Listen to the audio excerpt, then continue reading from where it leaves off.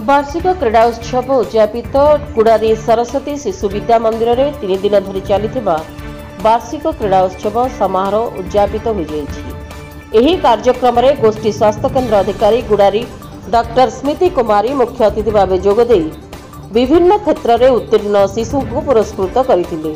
प्रधान आचार्य दिलीप कुमार साहू कार्यक्रम विवरणी पाठ करथिले।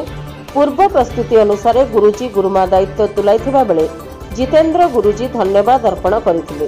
सरस्वती शिशु विद्या मंदिर परिचालना समितिर संपादक प्रफुल्ल देव, सभापति कृष्ण प्रसाद साहू, उपसभापति गोपीनाथ गौड़, सभ्या नियति जेना जोगदे उपस्थित थिले। 100 मीटर, 200 मीटर दौड़, गोला फिंगा, थलिया फिंगा, उच्च डिया, लंब डिया, अखा डिया, शब्द चौकी, पानी बोतल आदि क्रीड़ा शिशु माने भाग लेथिले। शेष दिन में क्रीड़ा कृतित्व हासिल करिथिबा छात्र छात्री मानकु स्मारक पत्र सह कप प्रदान करा जायतिला।